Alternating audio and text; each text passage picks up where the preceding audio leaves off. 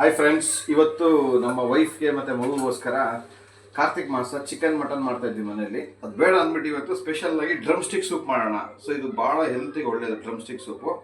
ಆಮೇಲೆ ಇದರಲ್ಲಿ ಭಾಳ ಮೆಡಿಸಿನ್ ವ್ಯಾಲ್ಯೂಸ್ ಜಾಸ್ತಿ ಇರುತ್ತೆ. ಇವತ್ತು ನಾನು ಮಾಡ್ತಾ ಇದ್ದೀನಿ ನೋಡಿ, ಭಾಳ ಸಿಂಪಲ್ ಇರುತ್ತೆ ಇದು. ಸ್ವಲ್ಪ ಅಷ್ಟೇ. ಒಲೆ ಹಚ್ಕೋಬೇಕಾಗುತ್ತೆ. ಅದಾದಮೇಲೆ ಒಂದೇ ಒಂದು ಚೂರು ಆಯಿಲು ನೆಸಸರಿ ಇಲ್ಲ. ಒಬ್ರು ಬೇಕಾದವ್ರು ಮಾತ್ರ ಹಾಕ್ಕೊಳ್ತಾರೆ, ಒಬ್ಬೊಬ್ರಿಗೆ ಬೇಡ. ಸೊ ಒಂದು ಚೂರು ಆಯಿಲು. ಆಮೇಲೆ ನಾವು ಯೂಸ್ ಮಾಡೋದು ಬಂದು groundnut oil, wood pressed. ಜೊತೆಗೆ ಏನು ಮಾಡ್ತೀನಿ, ನಾನು ಸ್ವಲ್ಪ ಸಾಸಿವೆ, 1 ಸ್ಪೂನಷ್ಟು ಸಾಸಿವೆ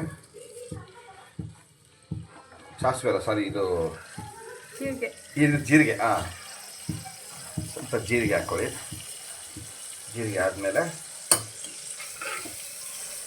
ಬೆಳ್ಳುಳ್ಳಿನ ಜಜ್ಜಿ ಹಾಕ್ಕೊಂಡ್ರೆ ಒಂದು ಸ್ವಲ್ಪ ಒಳ್ಳೆಯದು. ಬಟ್ ಹಂಗೆ ಹಾಕಿದ್ದೀನಿ. ಅದಕ್ಕೆ ಸ್ವಲ್ಪ ಈರುಳ್ಳಿ, ಒಂದೇ ಒಂದು ಈರುಳ್ಳಿ, ಒಂದೇ ಒಂದು ಟೊಮೊಟೊ. ಬಟ್ ಟೊಮೊಟೊ ಸ್ವಲ್ಪ ಜಾಸ್ತಿ ತೊಗೊಂಡಿದ್ದೀನಿ. ಯಾಕೆ ಅಂದರೆ ಸ್ವಲ್ಪ 3 ಜನ ಇರೋದ್ರಿಂದ ಜಾಸ್ತಿ ಬರಲಿ ಕ್ವಾಂಟಿಟಿ ಅಂತ ಹೇಳಿ ಸ್ವಲ್ಪ ಒಂದೇ ಒಂದು ನಿಮಿಷ ಹಾಕಿರ್ತೇನೆ. ಒಂದೇ ಒಂದು ನಿಮಿಷ ಇದು ಮಾಡ್ಕೊಳ್ಳಿ. Just less than 1 minute. ಯೂಶ್ವಲಾಗಿ ಕೆಂಪಗೊಂದು ಬೇಳೆ ಬರುತ್ತೆ, ಆ ಬೇಳೆ ಹಾಕಿದ್ರೆ ಚಂದ. ಬಟ್ ನಾವು ಮಾಮೂಲಿ ಬೇಳೆನೇ ಬರೀ 2 ಸ್ಪೂನ್ ತೊಗೊಂಡಿದ್ದೀವಿ. ಯಾಕೆಂದರೆ ಸ್ವಲ್ಪ ಒಬ್ಬರಿಗೆ ನಮಗೆ ಸ್ವಲ್ಪ ಗಟ್ಟಿ ಇರಬೇಕು ಅನ್ನೋ ಕಾರಣಕ್ಕೋಸ್ಕರ ಇದನ್ನು ಹಾಕೋತಾ ಇದ್ದೀವಿ. ಜಸ್ಟ್ ಒಂದು 2 ಮಿನಿಟ್ಸ್ ಅಷ್ಟೇ ಹುರ್ಕೊಳ್ಳಿ. ಒಬ್ಬೊಬ್ಬರು ಒಂದೊಂದು ಸ್ಟೈಲಲ್ಲಿ ಮಾಡ್ತಾರೆ. ನಾನು ಬೇರೆ ಥರದ್ದೆಲ್ಲ ನೋಡಿ ಬೇರೆ ಥರ ವಿಡಿಯೋಗಳು ನೋಡಿ ಎಲ್ಲದನ್ನು ಕಾಂಬೈನ್ ಮಾಡಿ ಅದರಲ್ಲಿ ಬರೋ ಎಲ್ಲ ಪಾಯಿಂಟ್ಸ್ಗಳನ್ನ ಆ್ಯಡ್ ಮಾಡಿ ಮಾಡ್ತಾ ಇರೋದು. ಸ್ವಲ್ಪ ಇದು ಟರ್ಮರಿಕ್ ಪೌಡರು ಒಂದು ಚಿಟಿಗೆ ಅಷ್ಟು ಸಾಕು. ಅದಾದಮೇಲೆ ನಾವೊಂದು 4 ತೊಗೊಂಡಿದ್ದೀವಿ ನುಗ್ಗೆಕಾಯಿ. 4 ನುಗ್ಗೆಕಾಯಿ. ಜಸ್ಟ್ ಒಂದು 2 ಮಿನಿಟ್ಸು ಆದಷ್ಟು ಲೋ ಫ್ಲೇಮಲ್ಲಿ ಹಾಕ್ಕೊಂಡು 3 ವಿಷಲ್. Water 2 glass ಹಾಕ್ಕೊಂಡಿದ್ದೀವಿ. ಬೇಕಾದ್ರೆ ಒಂದು ಸ್ವಲ್ಪ ಆ್ಯಡ್ ಮಾಡ್ಕೊಬೋದು.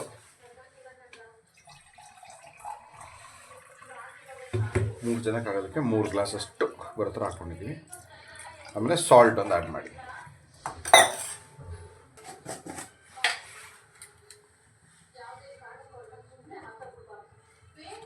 ಸಾಲ್ಟು ಒಂದು ರುಚಿಗೆ. ಇದು ಹಾಕ್ಬಿಟ್ಟು 3 ವಿಸಿಲ್ ಹೊಡಿಬೇಕೀಗ. ಇದು ಹಾಕಿದ್ದೀವಿ, ರೆಡಿ ಆಗ್ತಾ ಇರುತ್ತೆ. 3 ವಿಸಿಲ್ ಆದಮೇಲೆ ಮತ್ತೆ ಕಾಲ್ ಮಾಡಿ.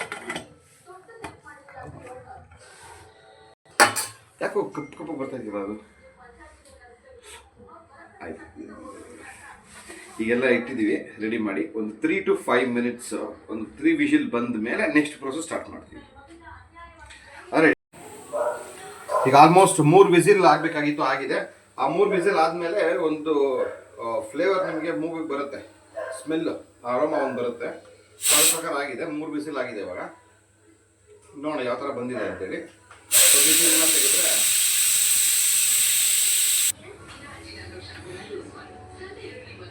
ಈಗ ವಿಸಿಲ್ ಹಿಡಿದಿದೆ. ಸೊ ನೋಡಿ ಈ ಥರ ಬರುತ್ತೆ. ಈಗೇನು ಮಾಡ್ಬೇಕಾದ್ರೆ ನೆಕ್ಸ್ಟ್ ಪ್ರೋಸೆಸ್ಸು, ಇದನ್ನು ಸ್ವಲ್ಪ ತಣ್ಣಗೆ ಮಾಡಿಕೊಂಡು ಇದೇನಿದೆ ಡ್ರಮ್ ಸ್ಟಿಕ್ ಏನಿದೆ ಅದ್ರ ಮೇಲಿರೋವಂಥ ಒಂದು ಒಳಗಡೆ ಇರೋದೆಲ್ಲ ನಾವು ತೊಗೋಬೇಕು ಐಟಮ್. ನಾನು ತೋರಿಸ್ತೀನಿ ನಿಮಗೆ ಮತ್ತೆ. ನೋಡಿ ಇವಾಗ ಎಲ್ಲ ತಣ್ಣಗಾಗಿದೆ. ಇದನ್ನು ನಾವೇನು ಮಾಡ್ತೀವಿ, 2 ಪೋರ್ಷನ್ ಥರ ಜಸ್ಟ್ ಅದ್ರಲ್ಲಿ ಬರೋವಂಥ ಒಂದು ಪಲ್ಪ್ನ ಹಿಂಗೆ ತೊಗೊಳ್ಳಿ. ಇದನ್ನು ರುಬ್ಬಕ್ಕೆ ಅಂತ ಸಪ್ರೇಟಾಗಿ ಇಟ್ಕೊಳ್ಳಿ. ಯಾಕಂದರೆ ಈ ಸಿಪ್ಪೆಯಲ್ಲಿರುವಂಥ ಟೇಸ್ಟೇ ಮೇಯ್ನ್ ನಿಮಗೆ ಮೆಡಿಸಿನ್ ಕಂಟೆಂಟ್ ಥರ ಆಗಿರುತ್ತೆ. ಭಾಳ ಹೆಲ್ತಿ ಇರುತ್ತೆ ಈ ಥರ.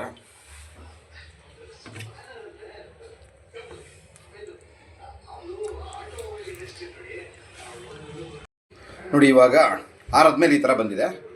ಸೊ ಅದನ್ನೇನು ಮಾಡ್ತೀವಿ, ಬರೀ ನೀರನ್ನ ಸಪ್ರೇಟಾಗಿ ಮಾಡಿ ಇಟ್ಕೊಂಡು, ಸೊ ಇದರಲ್ಲೂ ಕೂಡ ಈ ಥರ ಇದನ್ನು ಸ್ಕ್ವೀಸ್ ಮಾಡ್ಕೋಬೇಕು.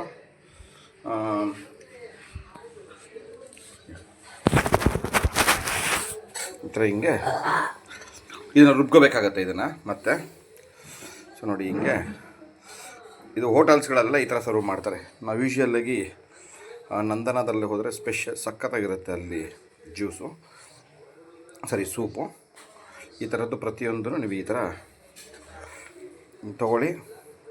ಇದು ತೊಗೊಂಡು ಇದರಲ್ಲಿ ಬರೋವಂಥ ಒಂದು ಪಲ್ಪ್ನ ಈ ಥರ ಸಪ್ರೇಟ್ ಮಾಡ್ಕೊಳ್ಳಿ. ಇದು ನಿಮಗೆ ಭಾಳ ಟೇಸ್ಟ್ ಕೊಡುತ್ತೆ. ಇದನ್ನು ರುಬ್ಬೋದೇನು ಬೇಡ, ರುಬ್ಬಿದ್ರೆ ಎಲ್ಲ ಇದಾಗುತ್ತೆ.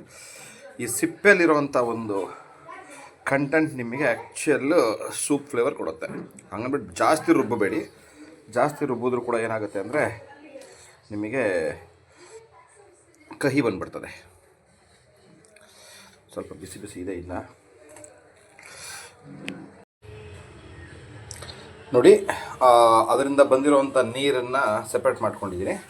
ಆ ಸಿಪ್ಪೆಗಳನ್ನೆಲ್ಲ ಹಾಕಿ ರುಬ್ಬಿ ಈ ಥರ ಇಟ್ಕೊಂಡಿದ್ದೀವಿ. ನೆಕ್ಸ್ಟ್ ಇದನ್ನು ಸೋಸ್ಕೋಬೇಕಾಗತ್ತೆ ನೋಡಿ. ಇದೆಲ್ಲ ಈ ಥರ ರುಬ್ಬಾದ್ಮೇಲೆ ಇದನ್ನು ತೊಗೊಂಡು ಸೋಸ್ಕೋಬೇಕು. ಇದೇ ನಿಮಗೆ ಮೇಯ್ನ್ ಸೂಪ್ ಕಂಟೆಂಟ್ ಇದರಲ್ಲೇ ಇರುತ್ತೆ. ಯೂಶ್ವಲಾಗಿ ಏನು ಮಾಡ್ತಾರೆ, ಬರೀ ಸ್ಪೂನ್ ಈ ಥರ ಮಾಡ್ತಾರೆ, ಅದು ಹಂಗೆ ಬರಲ್ಲ. ಹ್ಯಾಂಡಲ್ಲಿ ನೀವು ಈ ಥರ ಮಾಡಿದಷ್ಟು ನಿಮಗೇನಾಗುತ್ತೆ, ಮೇಯ್ನ್ ಏನಿರುತ್ತೆ ಅದು ಬರುತ್ತೆ. ಸೊ ನೋಡೋದಕ್ಕೆ ನಿಮಗೆ ಗಟ್ಟಿಯಾಗಿರುತ್ತೆ, ಬಟ್ ಅಲ್ಲಿ ನಿಮಗೆ ತೆಳ್ಳಗಿದೆಯಲ್ಲ, ಸೊ ಅದ್ರ ಜೊತೆ ಆ್ಯಡ್ ಮಾಡ್ಕೊಂಡಾಗ ಏನಾಗುತ್ತೆ, ನಿಮಗೆ ಕಂಪ್ಲೀಟಾಗಿ ಒಂದು ಸೂಪ್ ಕನ್ವರ್ಟ್ ಆಗುತ್ತೆ. ಸ್ವಲ್ಪ ನೋಡಿ ಹಿಂಗಾಗುತ್ತೆ. ಈ ಥರ ಕೈಯಲ್ಲಿ ಮಾಡ್ಕೊಂಡಷ್ಟು ನಿಮಗೆಲ್ಲ ಕಂಟೆಂಟ್ ಯೂಸ್ ಆಗುತ್ತೆ. ಸೊ ಫೈನಲಾಗಿ ಆಗಿದ ತಕ್ಷಣ ನಮಗೆ ನಮ್ಮ ಮಗನ ಕೈಯಲ್ಲೇ, ನಮ್ಮ ವೈಫ್ ಕೈಯಲ್ಲೇ ರಿವ್ಯೂ ಕೊಡಿಸ್ತೀವಿ. ವೆಯ್ಟ್ ಮಾಡಿ.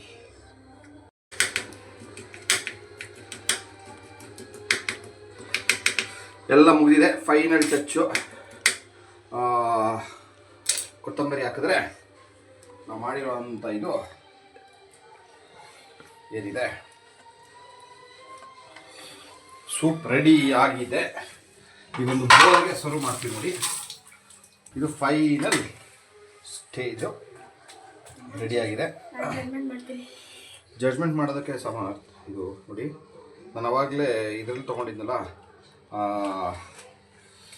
ಮಾಡಬೇಕಾದ್ರೆ ಅದನ್ನು ಬೇರೆ ಬೇರೆ ಮಾಡ್ಕೊಂಡಿದ್ದೆ. ಅವಾಗ ನೋಡಿ ಇದೇನಿದೆ, ಇದ್ರದ್ದು ನುಗ್ಗೆಕಾಯಿ ಬೀಜಗಳೆಲ್ಲ ಹಿಂಗೆ ಸಿಗಬೇಕು, ಅವಾಗ ಸೂಪ್ಗೆ ಒಳ್ಳೆ ಟೇಸ್ಟ್ ಬರುತ್ತೆ.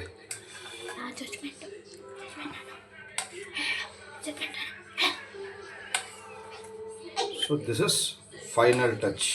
ಈಗ ಲಾಸ್ಟ್ ಟೈಮು ಮಾಡಿದ್ದೆ, ಸ್ವಲ್ಪ ನಮ್ಮ ವೈಫ್ ಅವರು ಹುಳಿ ಅಂದರು, ಹಾಗಾಗಿ ಅದನ್ನು ಹುಳಿ ಅವಾಯ್ಡ್ ಮಾಡಿ ಈ ಥರ ಮಾಡಿದ್ದೀನಿ. So this is final touch. ನಮ್ಮ ವೈಫ್ ಅವರೇ ನೋಡಿ ಇದನ್ನು ರಿವ್ಯೂ ಹೇಳ್ತಾರೆ. ಫಸ್ಟ್ ನನ್ನ ಮಗ ಏನು ಹೇಳ್ತೀನಿ ಕೇಳಿದ್ರೆ,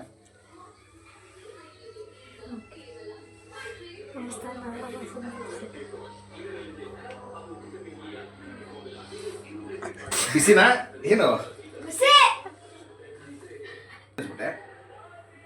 ಉಪ್ಪು ಮಾಡು. ಅಯ್ಯೋ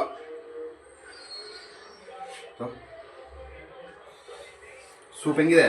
ಸೂಪರ್ ಆಗಿದೆ. ಉಪ್ಪು ಖಾರ ಅಂತೂ ಸೂಪರ್ ಆಗಿದೆ. So thank you. ದಯವಿಟ್ಟು ಈ ವಿಡಿಯೋಗೆ ಸಬ್ಸ್ಕ್ರೈಬ್, ಶೇರ್, ಕಾಮೆಂಟ್ ಮಾಡಿ. ಎಕ್ಸಲೆಂಟ್ ಆಗಿದೆ. ಸೇಮ್ ನಾವು ನಂದನದಲ್ಲಿ ಸೂಪ್ ತಗೋತೀವಿ ಅದೇ ಥರನೇ ಇದೆ. ಮ್ಯಾಕ್ಸಿಮಮ್ 95% ಎಬೋ ಇದೇ ಟೇಸ್ಟ್ ನಂದನದಲ್ಲಿರೋದು. Thank you.